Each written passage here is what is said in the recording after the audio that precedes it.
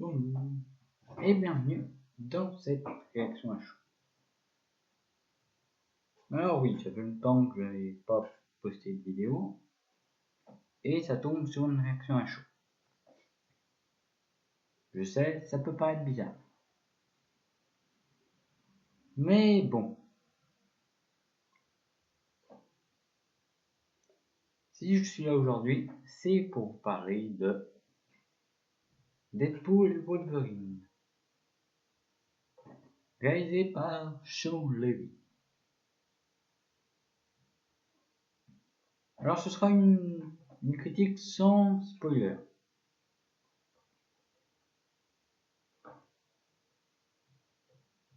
Tout d'abord, on va commencer par le contexte du film. C'est le retour de Deadpool au cinéma après le pas terrible Deadpool 2. Mieux que le premier, mais ouais. Si je vous dis ça, c'est parce que je suis pas très fan des films Deadpool.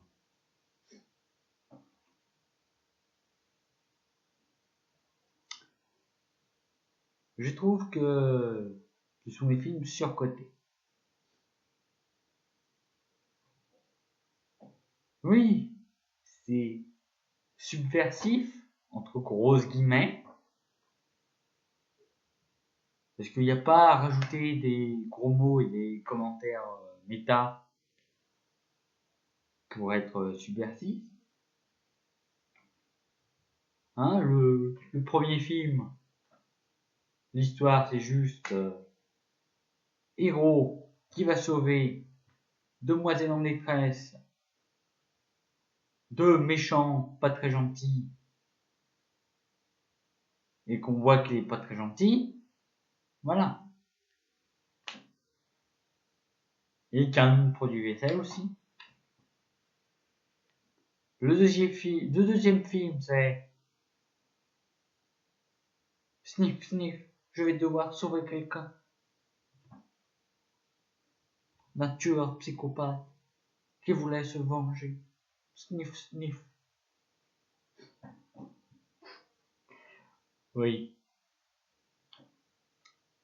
On n'a pas à se dire subversif quand on a des scénarios aussi banals et clichés.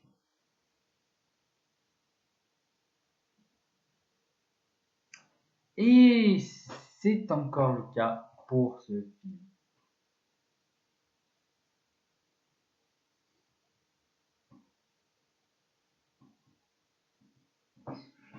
Donc, on reprend un peu l'histoire. C'est l'histoire de Deadpool qui est un petit peu triste parce qu'il a raté son casting chez les Avengers et que sa vie elle est un peu pourrie depuis qu'il est juste ami avec son ancienne copine.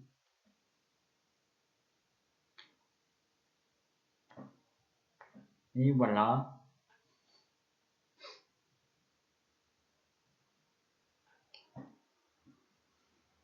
Ensuite, jusqu'au moment où le TVA va le chercher et lui dit qu'il peut devenir un héros au travers du multivers. Ainsi va commencer la quête de Deadpool pour sauver le multivers.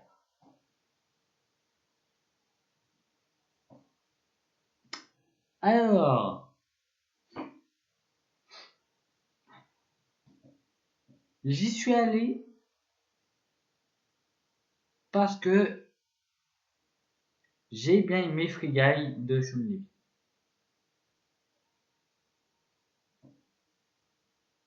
Voilà. Ça, c'est dit.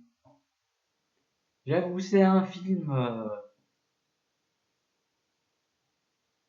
fun et décalé qui reprenait peut-être l'intrigue de la grande aventure Lego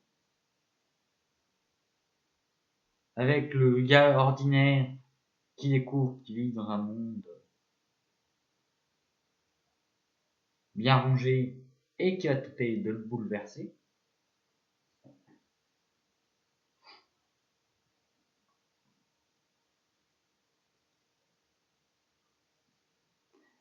Et j'avoue que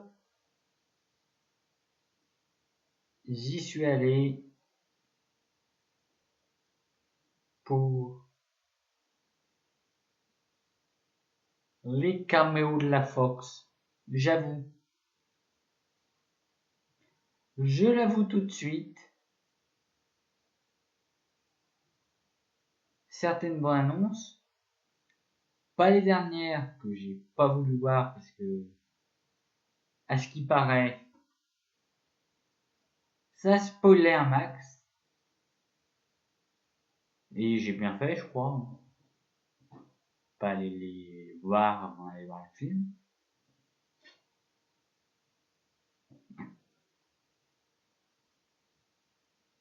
J'avoue que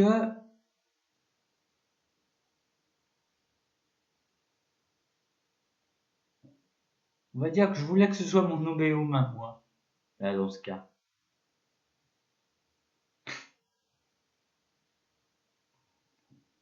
Bon. Bon. Si on commençait toujours par le positif. Alors, qu'est-ce que j'ai retenu de positif dans ce film? Je cherche. Non. Sérieusement, les scènes de combat sont plutôt bien faites. Je veux dire, c'est pas du chef-d'œuvre non plus, mais elle nous plonge au cœur de l'action et ça nous donne de chouettes combats entre Deadpool et Wolverine face à des ennemis dont je dirais rien.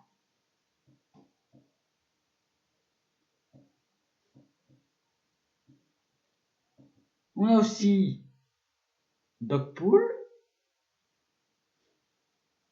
qui est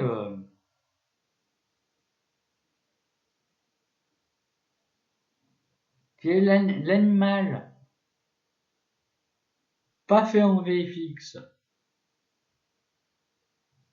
le plus cool du MCU, je trouve.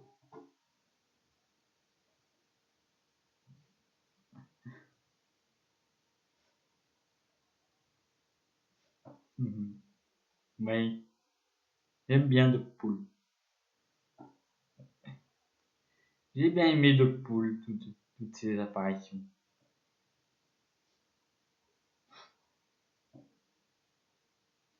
Je souhaite une carrière à la Messi. Non, le chien d'anatomie d'une chute, hein, pas le footballeur.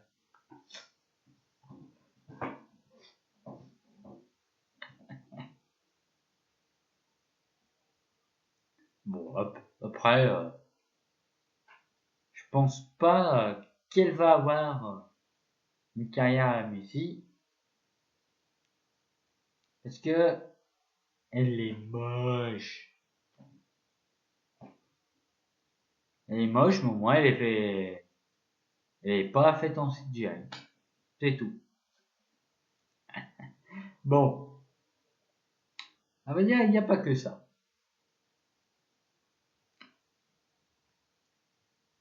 Qu'est-ce qu'il y a d'autre de positif? Hop, boum. Eh ben, Ryan Reynolds se débrouille plutôt bien avec Hugh Jackman. Ça, on peut pas leur enlever ce truc. Bah, la plupart des acteurs jouent très bien leur rôle. Ça, c'est quelque chose qu'on va pas leur reprocher.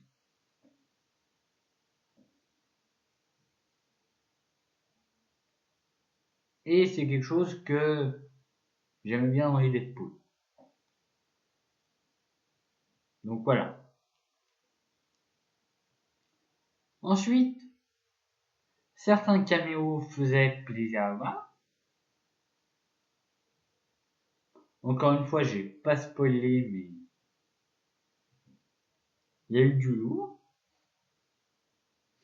Il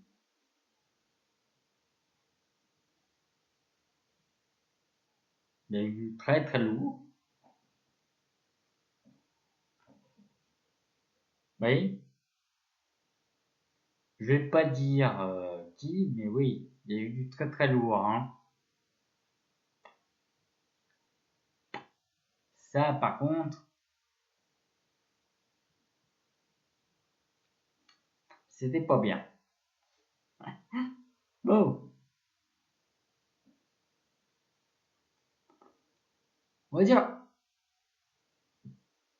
la, la playlist du film, ouais, ça allait. Bon, il y a juste, c'est juste que, sérieusement,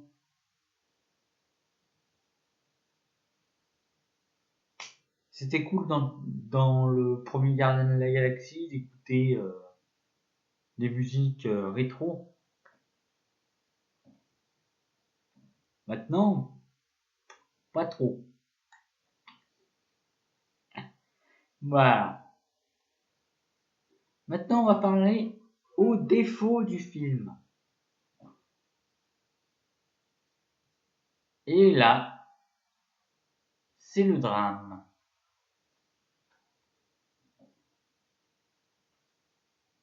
Parce que dès la première minute,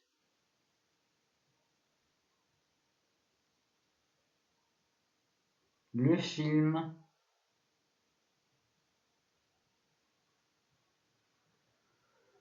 pisse sur la tombe de la meilleure conclusion d'un personnage de super-héros depuis des années. Littéralement. Hein. Ça, par contre, ça m'a fait chier.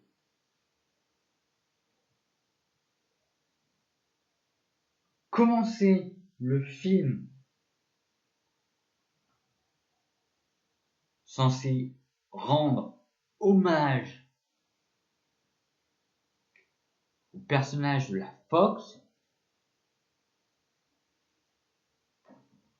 par justement cette scène horrible,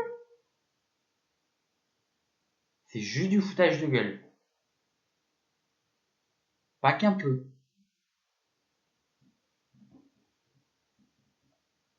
Mais bon, on se calme à propos de ça. J'ai dit que je spoilerai pas, mais c'est fait un petit peu. Maintenant, on va passer aux critiques spécifiques du film. Et on retrouve le même problème que dans les deux films précédents. Le scénario cliché à rabord.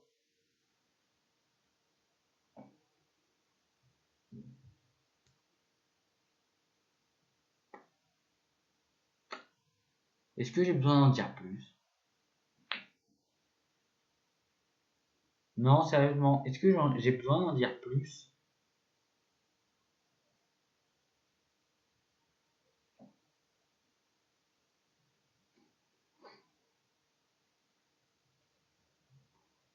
Purée,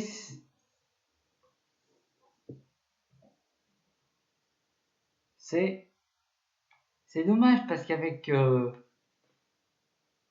Deadpool et le multivers, tu pouvais faire tellement plus.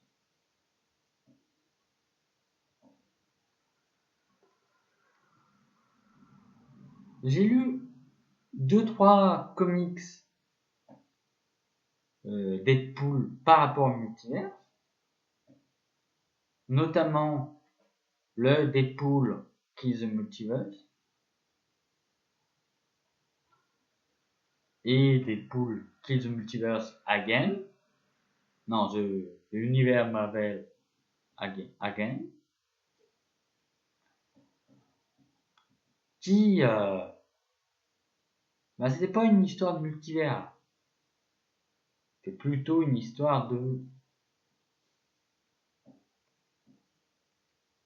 justement Deadpool qui tue les personnages de Marvel de façon exagérée.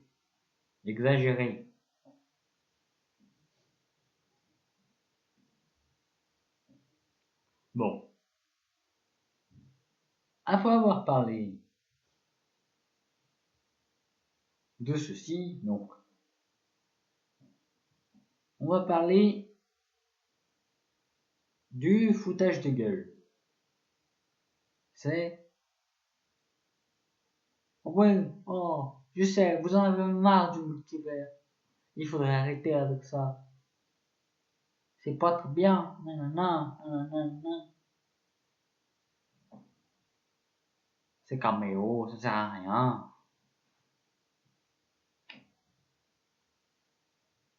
Et quelques temps plus tard, nous ramener des caméos qui servent à pas grand chose.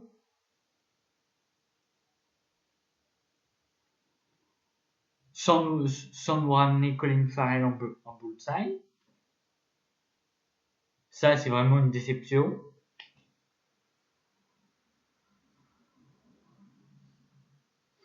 Ouais, moi je voulais retrouver Colin Farrell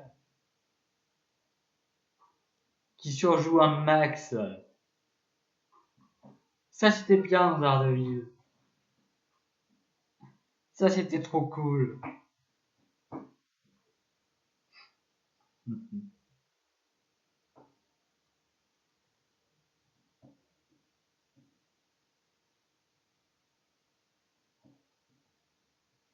Après, certains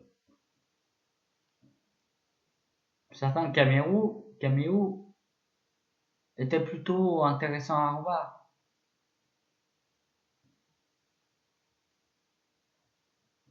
Mais, ouais,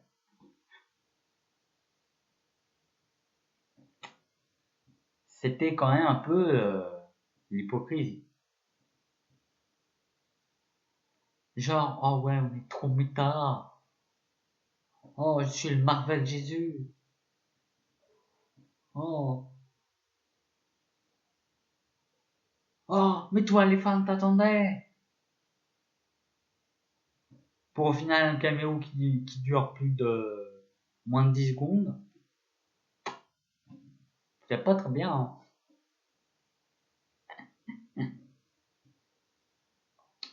Ensuite,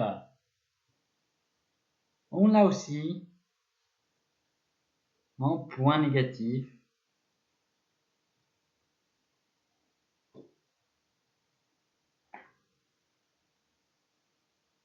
la réalisation de Sean Levy, qui est banale, c'est horrible. C'est quelque chose que je reprochais déjà un petit peu à Free Guy. La réalisation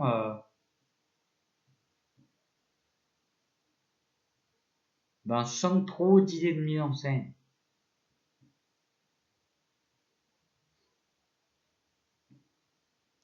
Mais qui nous offre quand même encore une fois, deux chouettes scènes de combat.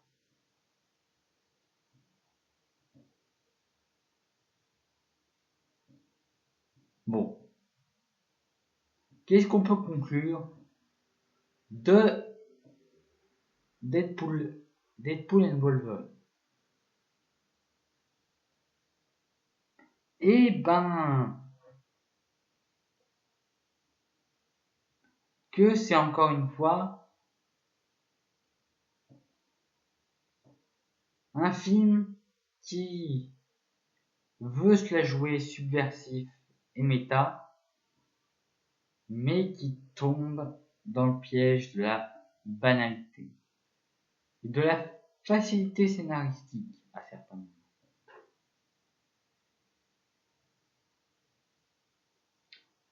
C'est encore une fois un film qui pourrait en faire plus.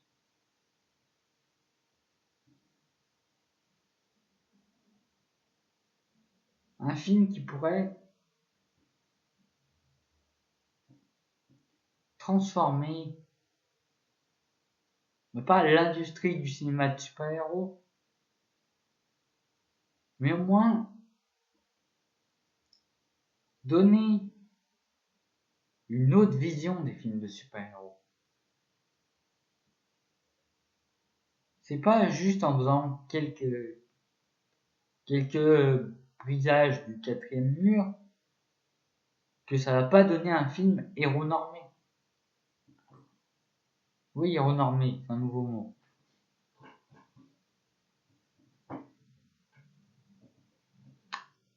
Bon. Allez le voir quand même, si ça vous fait plaisir. Si vous êtes un fan de Deadpool, ou que vous avez bien aimé les deux volets précédents, vous pouvez aller le voir. C'est dans la même lignée. J'avoue que j'ai souri à quelques moments. Que j'ai eu, on va pas dire des frissons quand même, mais une sorte de satisfaction à revoir certains personnages.